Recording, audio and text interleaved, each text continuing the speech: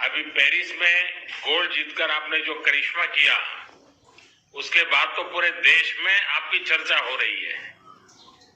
अब आप रैंकिंग में वर्ल्ड नंबर 1 हो गई हैं।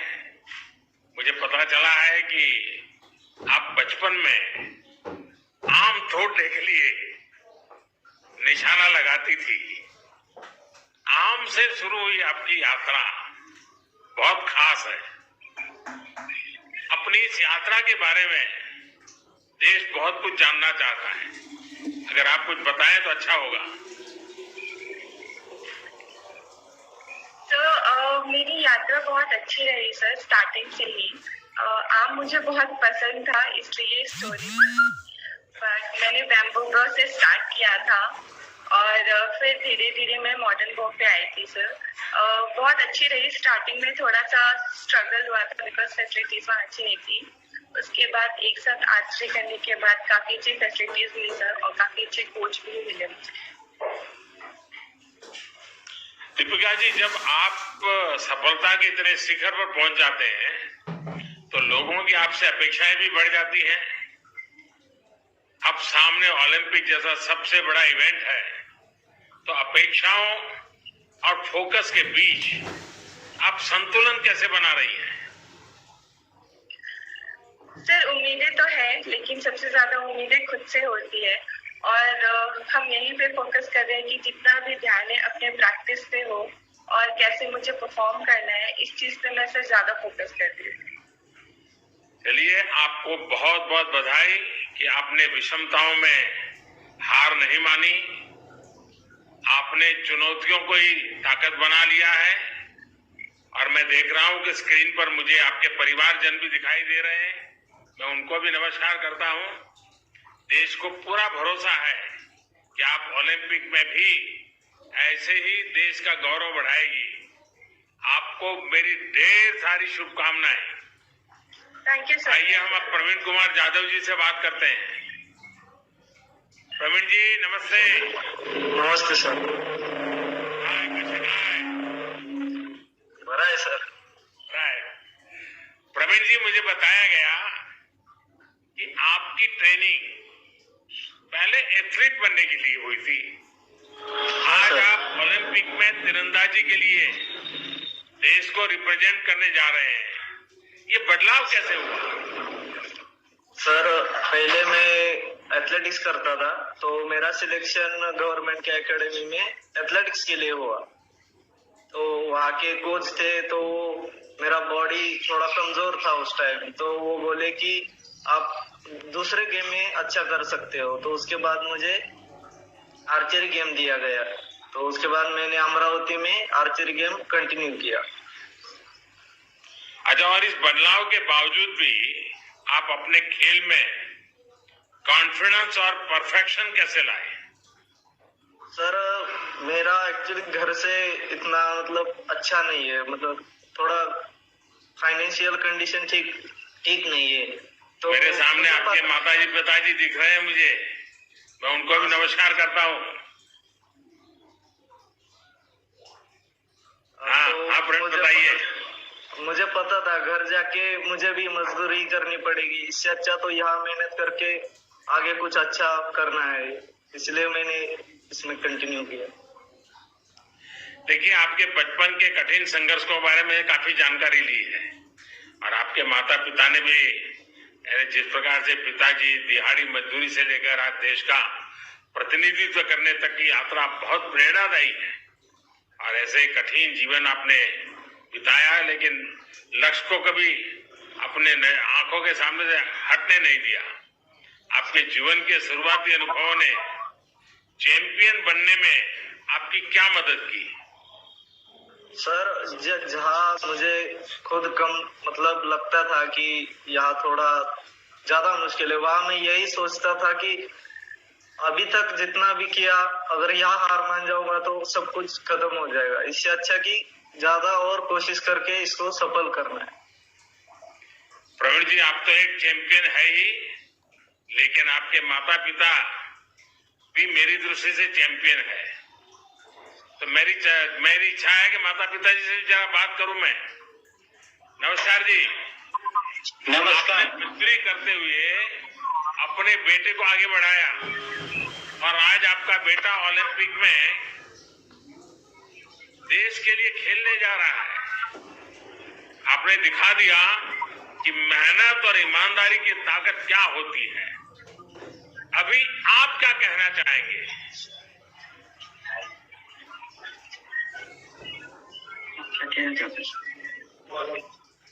प्रवीणला अजून पुढे जावं, खेळून प्रवीणच्या पाठीमागे 4 मुले आहेत ते सुद्धा त्यांनी जाऊन पुढे प्रवीण सारखं ऑलिम्पिक घेऊन यावं. वाह प्रकृति बरी आहेत ना? हा बरे. बरी है।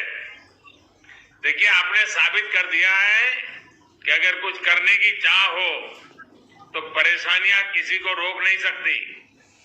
आपकी सफलता से ये भी स्पष्ट हो गया कि ग्रास रूट स्तर पर अगर सही चयन हो तो हमारे देश की प्रतिभा क्या नहीं कर सकती।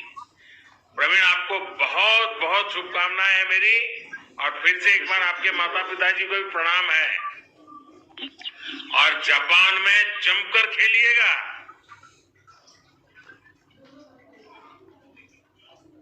अच्छा, अब हम नीरज चोपड़ा जी से बात करेंगे। नमस्ते सर. नीरज जी, आप तो भारतीय सेना में हैं और सेना के ऐसे कोने से अनुभव है, जो अनुभव वो कौन सी ट्रेनिंग है जिसने आपको खेल में इस मुकाम तक पहुंचने में मदद की? सर देखो, मेरा शुरू से ही एक था कि मुझे भारतीय सेना बहुत पसंद थी और मैं 5-6 साल खेला। उसके बाद मुझे भारतीय सेना ने ज्वाइन करने के लिए बोला तो मुझे काफी खुशी हुई। फिर मैंने भारतीय सेना को ज्वाइन किया और उसके बाद से मैं अपना गेम में फोकस कर रहा हूँ और भारतीय सेना मुझे जितनी फैसिलिटी और जो मुझे चाहिए और जो भारत सरकार सब कुछ मुझे प्रोवाइड कर रहे हैं और मैं अपना पूरा मन लगा के मेहनत कर रहा हूँ। नीरज जी, मैं आपके साथ साथ आपके पूरे परिवार को भी देख रहा हूँ, आपके परिवार को भी मैं प्रणाम करता हूँ। नीरज जी, मुझे ये भी बताया गया है कि आपको इंजरी हो गई थी, लेकिन फिर भी आप इस साल अपने राष्ट्रीय रिकॉर्ड बना दिया है। आपने अपना मनोबल, अपनी प्रैक्टिस को, ये सब कैसे संभाले रखा? मैं मानता हूं सर कि जो इंजरी है वो एक स्पोर्ट्स का पार्ट है। तो जो मैंने 2019 में काफी मेहनत की थी, उस साल वर्ल्ड चैंपियनशिप आपको स्पोर्ट्स की इंजरी में भी स्पोर्ट्स में स्पिरिट दिखता है सर, क्योंकि हमारा यही सफर है। कुछ साल का हमारा करियर होता है और हमको अपने आप को मोटिवेट करना होता है। तो मेरा 1 साल इसकी वजह से खराब हो गया था क्योंकि मैंने तैयारी काफी की थी वर्ल्ड चैंपियनशिप के लिए और एशियन चैंपियनशिप के लिए, लेकिन इंजरी की वजह से वो उसमें दिक्कत होगी। फिर मैंने अपना पूरा फोकस ओलंपिक पे किया और अब दोबारा से कमबैक किया। अच्छे से मैंने फर्स्ट कंपटीशन खेला, उसमें ही ओलंपिक क्वालिफाई कर दिया था। उसके बाद फिर कोरोना की वजह से ओलंपिक पोस्टपोन हो गया, तो फिर अपनी तैयारी कंटिन्यू रखी सर। और फिर उसके बाद जो दोबारा से कंपटीशन खेल ले और फिर अपनी बेस्ट करके नेशनल रिकॉर्ड किया। और अभी भी सर पूरी मेहनत कर रहे हैं, कोशिश करेंगे कि जितना अच्छा हो सके उतना बढ़िया करके आए ओलंपिक में। नीरज जी, बहुत अच्छा लगा आपसे बात करके। मैं एक महत्वपूर्ण बात आपसे कहना चाहता हूँ, आपको अपेक्षाओं के बोझ तले दबने की जरूरत नहीं है। आप अपना 100% दीजिए, बस यही मिजाज, बिना किसी दबाव के पूरा प्रयास कीजिए। मेरी आपको बहुत शुभकामनाएं हैं और आपके माता पिता को भी प्रणाम है। आइए द्युति चंद से बात करते हैं। द्युति जी नमस्ते।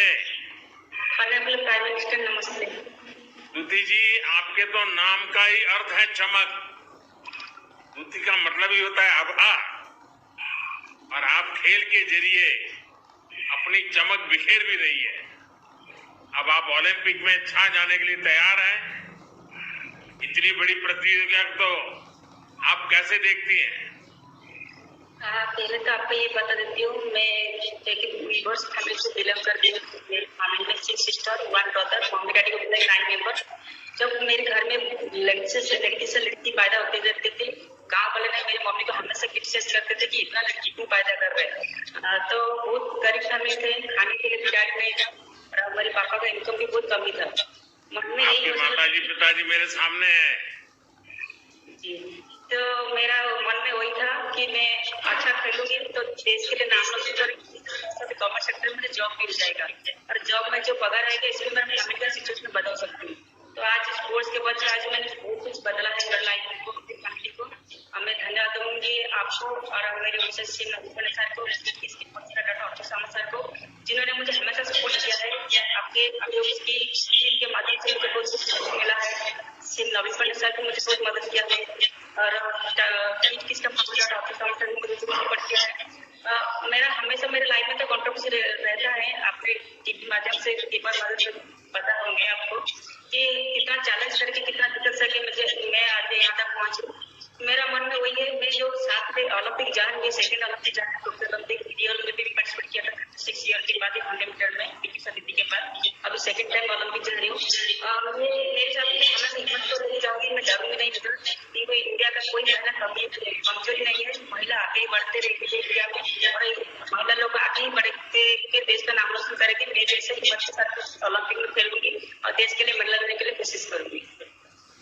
दूती जी, आपकी वर्षों की मेहनत का फैसला कुछ ही सेकंड में होना होता है। हार और जीत में पलक झपकने भर की देर होती है। इसका सामना करना कितना मुश्किल होता है। बेसिकली 100 मीटर में देखें तो आपने 10-11 सेकंड में खत्म हो जाता है, लेकिन इसको 1% करने से साल भी लग जाता है। बहुत सारा मेहनत करना पड़ता है। एक 100 मीटर भागने के लिए हमको 10 बार रिपीटेशन लगाना पड़ता है। बहुत सारा जिम एक्सरसाइज, बहुत सारा स्विमिंग पूल एक्सरसाइज करना पड़ता है और हमेशा चैलेंज की तरह लेना पड़ता है कि वो ब्लॉक स्टार्ट में आपको थोड़ा सा मिल जाएगी तो आपको डिस्क्वालीफाई करके निकाल देंगे। तो हर चीज को ध्यान देकर हमको रनिंग करना पड़ता है। नर्वस तो रहता है मन में, डर भी आता है, लेकिन मैं हिम्मत के साथ लड़ाई करती हूँ। जैसे मेरा पर्सनल लाइफ में हिम्मत के साथ लड़ाई करके आ रही हूँ, तो ऐसे हमेशा 100 को हिम्मत के साथ चैलेंज के साथ लड़ाई करके मैं रनिंग करती हूँ और इसमें अच्छा टाइम भी करती हूँ और देश के लिए मेडल भी लाती हूँ। दूती जी, आपने देश के लिए बहुत से रिकॉर्ड बनाए हैं। देश को उम्मीद है कि आप इस बार ओलंपिक पोडियम पर जरूर अपनी जगह बनाएगी। आप निर्भीक होकर खेलों में भाग लीजिए। पूरा भारत अपने ओलंपिक खिलाड़ियों के साथ है। मेरी आपको बहुत शुभकामनाएं और आपके माता पिता को विशेष प्रणाम। आइए अब हम आशीष कुमार जी से बात करते हैं। आशीष जी नमस्कार। आपके पिता राष्ट्रीय स्तर के कबड्डी खिलाड़ी थे और आपके परिवार में कई खिलाड़ी रहे हैं। आपने बॉक्सिंग क्यों चुनी? सर बॉक्सिंग जब मैं छोटा था तो सर हमारे घर पे माहौल खेल का था। तो मेरे फादर बहुत अच्छे प्लेयर रहे थे अपने टाइम में, तो वो चाहते थे कि मेरा बेटा भी बॉक्सिंग खेले। तो मेरे पास कबड्डी की कोर्स नहीं किया गया, लेकिन मेरे परिवार में मेरे भाई रेसलिंग खेलते थे और बॉक्सिंग खेलते थे, तो काफी अच्छे लेवल तक खेले। तो मुझे भी इन दोनों में से किसी एक को पसंद करने के लिए कहा गया। मैं पतला था और ज्यादा गठीला नहीं था, तो उस वजह से मैंने सोचा कि रेसलिंग तो नहीं कर पाऊंगा, तो इसलिए मुझे शायद बॉक्सिंग ही करनी चाहिए। तो वैसे सर जब झुकाव हुआ बॉक्सिंग की तरफ इसी तरीके से। आशीष जी, आपने कोविड से भी लड़ाई लड़ी है। एक खिलाड़ी के तौर पर आपके लिए कितना कठिन रहा? आपका खेल, आपकी फिटनेस प्रभावित ना हो, इसके लिए आपने क्या किया? और मैं जानता हूं आपने इस क्रूशियल टाइम में अपने पिताजी को भी खो दिया। ऐसे समय भी आपने इस जो मिशन को लेके निकले थे उसमें जरा भी इधर उधर होने नहीं दिया। तो मैं जरूर आपके मन के भाव जानना चाहूंगा। सर 25 दिन पहले कंपटीशन के 25 दिन पहले मेरे पिताजी की मृत्यु हो गई थी, जिस वजह से मैं काफी सदमे में था।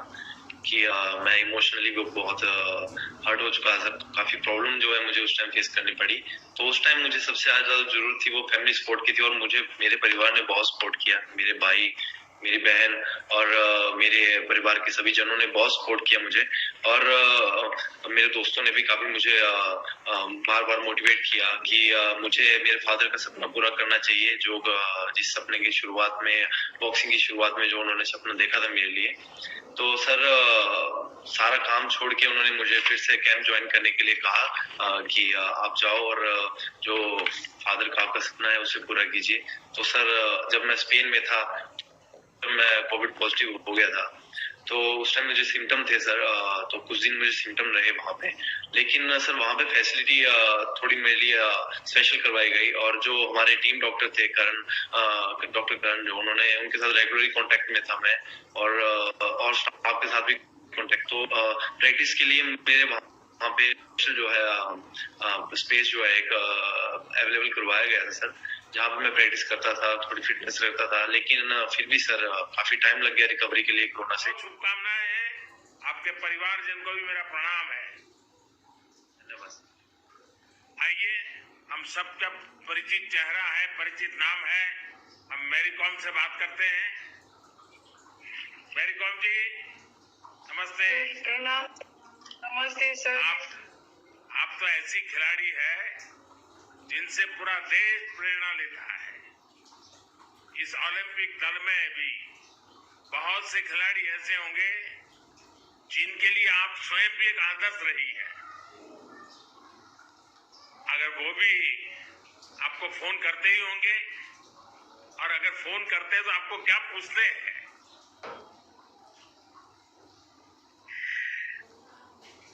सर घर में सब मेरे लिए दुआ करें कि वो लोग बच्चे लोग ज्यादा मेरे को मिस करता है सर। और मैं समझाती हूँ कि मामा देश के लिए, लड़ाई के लिए जा रही हूँ, और आप लोग घर में उसका जो भी बोल रहा है उसको फॉलो करना है, और घर में आप लोग प्यार से रहना है, बाहर नहीं निकलना है। कोविड की वजह से सर वो लोग भी बहुत घर में बोरिंग हो जा रहे हैं, ऑनलाइन क्लासेस ले रहा है, लेकिन इतना ओपन नहीं हो रहा है। बच्चे लोग का खेल कूद बहुत पसंद करता है सर। दोस्त लोग खेलने में भी बहुत अच्छा करता है, अच्छा हो रहा है। लेकिन इस बार कोविड वजह से सारे दोस्त लोग से भी दूर हो रहे हैं, और मैं बोला ये मामले में हम लोग फाइट करना है, और सुरक्षित रहना है, सेफ्टी रहना है। और मैं भी देश के लिए, लड़ाई के लिए जा रही हूँ, और मैं चाहती हूँ कि आप सुरक्षित रहो और मैं भी सुरक्षित रहे, और देश के लिए अच्छा करने के लिए मैं कोशिश करती हूँ। यही बात होती है सर। मेरे सामने दिख रहे हैं सब लोग। अच्छा, वैसे तो आप हर पंच में चैंपियन है, लेकिन आपका सबसे फेवरेट पंच कौन सा है? चॉप, हुक, अपरकट या कुछ और ये भी बताइएगा कि ये पंच क्यों आपका फेवरेट है? सर मेरा फेवरेट पंचेस तो ये मेरा साउथ पोल है, तो मेरा सबसे फेवरेट है सर। तो इसमें कोई भी लोग को मिस नहीं कर पाते हैं, लगना ही तो लगना ही है बस। मैं जानना चाहता हूँ कि आपका फेवरेट खिलाड़ी कौन है? सर मेरा फेवरेट खिलाड़ी तो बॉक्सिंग में सर हीरो है, इंस्पिरेशन है, मोहम्मद अली है सर। उससे मेरे को इंस्पायर होके बॉक्सिंग चुना हूँ सर। मेरी कॉम जी, आपने बॉक्सिंग की करीब करीब हर अंतर्राष्ट्रीय प्रतियोगिता जीत ली है। आपने कहीं कहा था कि ओलंपिक गोल्ड आपका सपना है। ये आपका ही नहीं, पूरे देश का सपना है। देश को उम्मीद है कि आप अपना और देश का सपना जरूर पूरा करेगी। मेरी आपको बहुत शुभकामनाएं हैं और आपके परिवारजनों को प्रणाम है।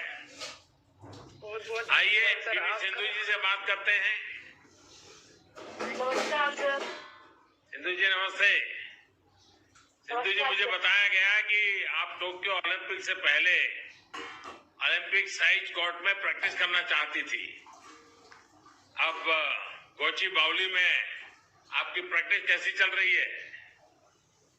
गच्चीबाउली में प्रैक्टिस बहुत अच्छा चल रहा है सर। मैं ये चूज किया क्योंकि अभी ओलंपिक स्टेडियम बहुत बड़ा है और वो एसी और वो शटल कंट्रोल करना बहुत मुश्किल होता है। तो इसीलिए मैं ये सोचा कि ठीक है, अगर वो अच्छा स्टेडियम है तो क्यों, वो अपॉर्चुनिटी है तो क्यों नहीं के रुक करके फरवरी से उधर प्रैक्टिस कर रही हूँ सर। ऑब्वियसली मैं गवर्नमेंट से परमिशन लिया था सर। ऑब्वियसली ये पैंडेमिक के वजह से वो लोग इमीडिएटली परमिशन देके प्रोटोकॉल्स फॉलो करने के लिए बोला था। तो मैं I am very thankful to them क्योंकि as soon as I asked permission वो लोगों ने परमिशन दे दिया सर। तो इसीलिए मैं सोचा ठीक है, अगर अभी से स्टार्ट किया तो वो बड़ा स्टेडियम में खेलना तो टोक्यो जाने के बाद उतना मुश्किल नहीं होता है। I get used to it so quickly, इसीलिए सर। आपके परिवारजन भी मेरे सामने हैं, मैं उनको प्रणाम करता हूं। मुझे याद आता है कि गोपीचंद जी ने एक इंटरव्यू में कहा था कि उन्होंने रियो ओलंपिक के पहले आपका फोन ले लिया था, आपको आइसक्रीम भी खाना अलाउ नहीं किया था। क्या अभी भी आपके आइसक्रीम खाने पर पाबंदी लगी हुई है या कुछ छूट मिली है? सर ऑब्वियसली थोड़ा कंट्रोल करती हूँ सर, क्योंकि एक एथलीट के लिए डाइट बहुत इम्पोर्टेंट है। और अभी ओलंपिक्स है तो तैयारी कर रही हूँ, तो ऑब्वियसली थोड़ा डाइट कंट्रोल तो करूंगी। तो आइसक्रीम उतना नहीं खाती हूँ सर, बस कभी कभी खाती हूँ। देखिए सिंधु जी, माता पिता दोनों खुद स्पोर्ट्स में रहे हैं और इसलिए मेरा मन करता है आज मैं उनसे भी एक बात जरूर करूंगा। आपको नमस्कार। आप ये बताइए, जब किसी बच्चे की रुचि खेल में जाने की हो तो कई पेरेंट्स के लिए बहुत मुश्किल होता है। बहुत सारे लोगों को ढेरों आशंकाएं रहती है। आप ऐसे सभी पेरेंट्स के लिए क्या संदेश देना चाहेंगे? बस सर, पेरेंट्स ये जानना चाहिए कि अगर अपने बच्चे हेल्थ वाइज अच्छे होंगे तो सब कुछ बड़ा होगा, क्योंकि आप थोड़ा खेलेंगे तो आपका हेल्थ अच्छा होगा, ऑटोमेटिकली आपका कंसंट्रेशन बढ़ेगा, हर इश्यूज में आप लोग आगे बढ़ेंगे और जरूर आप ऊपर आ सकते हैं। आप एक सफल खिलाड़ी के माता पिता हैं। अपने बच्चों को स्पोर्ट्स पर्सन बनाने के लिए कैसी पेरेंटिंग करनी होती है? सर पेरेंटिंग तो फर्स्ट पेरेंट्स ही तो डेडिकेट करना चाहिए सर, क्योंकि उनको एनकरेज करना है। We have to motivate them and आप तो जानते हैं गवर्नमेंट तो हर तरह से हर खिलाड़ी को सब फैसिलिटी दे रहे हैं। सो उसको हमारे बच्चों को समझाते हुए देश का नाम ऊपर करने के लिए बेटा मेहनत करना है और अच्छा नाम कमाना है करके हम उनको प्रोत्साहित करके हर जो भी बच्चों को हम ये पहले सिखाना है कि रेस्पेक्ट देना, जो भी है रेस्पेक्ट दो और उनका आशीर्वाद लो। सिंधु जी, आपके माता पिता ने आपको विश्व चैंपियन बनाने के लिए बहुत त्याग किए हैं। उन्होंने अपना काम कर दिया है। अब आपकी बारी है। आप खूब मेहनत कीजिए और मुझे विश्वास है कि इस बार भी आप जरूर सफल होगी। और जब सफलता के बाद मेरा मिलना होता ही आप लोगों से, तो मैं भी आपके साथ आइसक्रीम खाऊंगा।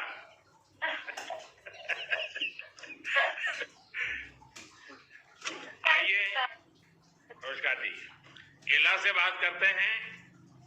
इला नमस्ते। नमस्ते सर। केम छो? इला હવે ગુજરાતી બોલે છે કે નહીં? हाँ सर, सर થોડુંક આવડે છે મને. एला, मुझे बताया गया कि आप पहले एथलेट्स में जाना चाहती थी, फिर ऐसा क्या ट्रिगर कर गया कि आपने शूटिंग को अपना लिया? सर मैंने एक्चुअली काफी सारे स्पोर्ट्स ट्राई किए थे शूटिंग के पहले. मुझे बचपन से ही स्पोर्ट्स बहुत ही पसंद था. एथलेटिक्स, बैडमिंटन, जूडो वगैरह ट्राई किया था. लेकिन जब मैंने शूटिंग शुरू किया तब मुझे एक बहुत ही ज्यादा एक्साइटमेंट मिला था इस गेम में, क्योंकि हमको बहुत ज्यादा स्टेडी रहना होता है, बहुत ज्यादा कामनेस चाहिए होता है.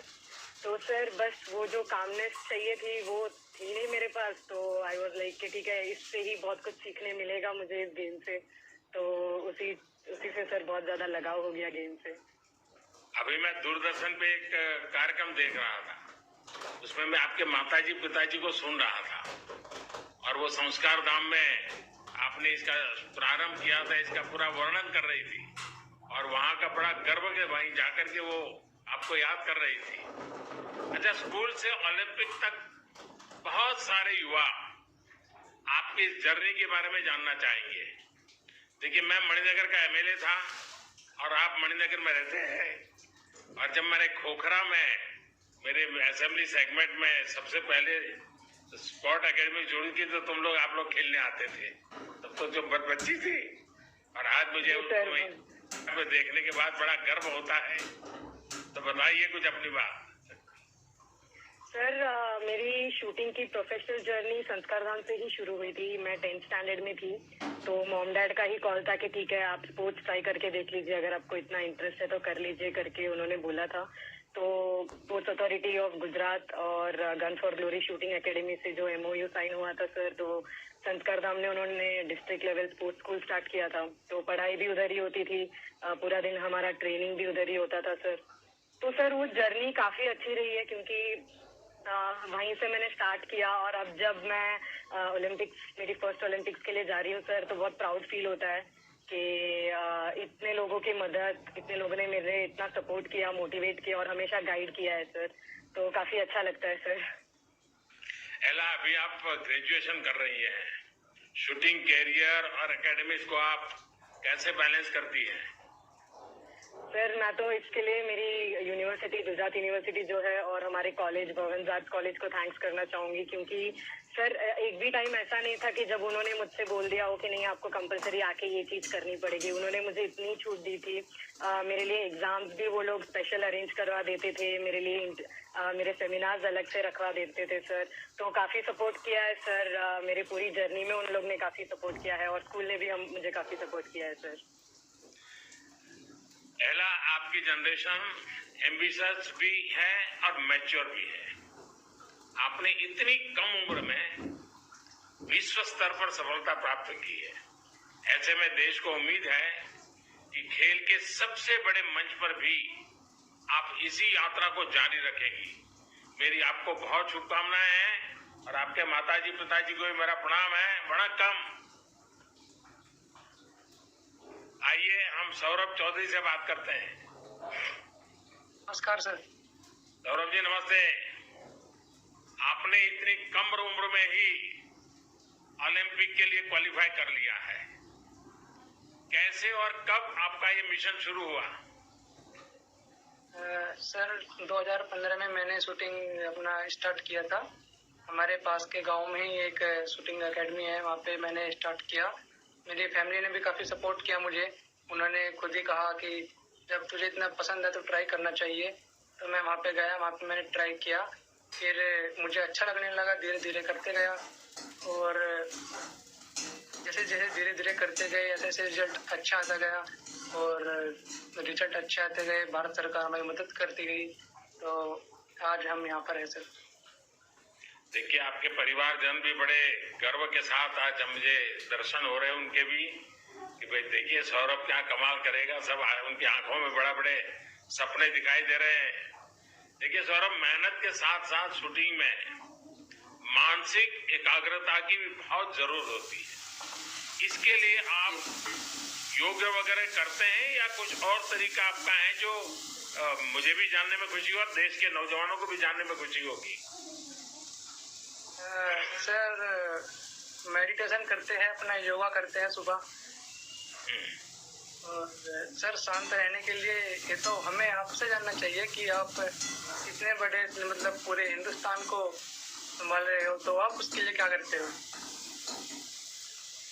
अच्छा सौरभ, ये बताइए, आपके दोस्त, आपके साथी आपके पास आते हैं कि आपके साथ सेल्फी क्लिक करनी है, तो आपको क्या लगता है?